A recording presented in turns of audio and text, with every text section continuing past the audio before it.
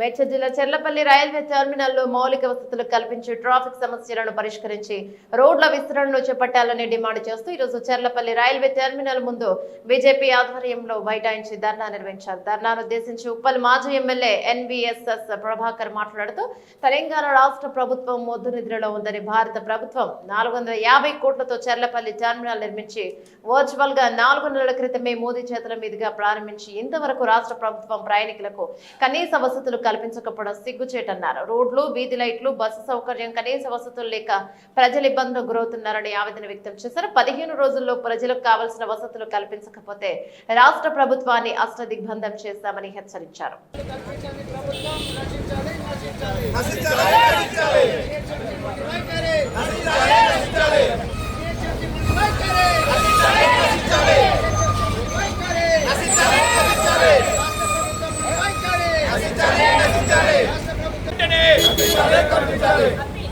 ప్రభాకర్ గారి నాయకత్వం, ప్రభాకర్ గారి నాయకత్వం.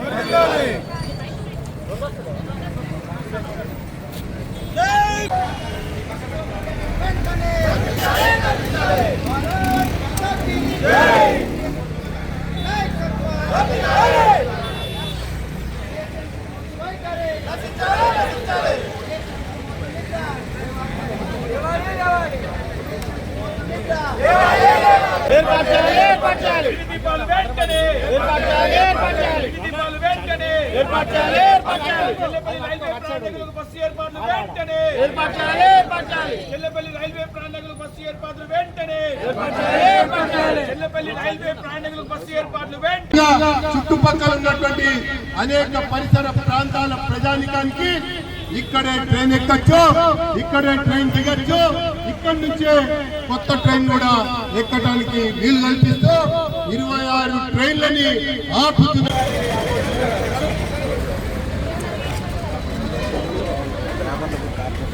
భారత్ మాతా కీ జై. ప్రభాకర్ నగర్ నాయకత్వం,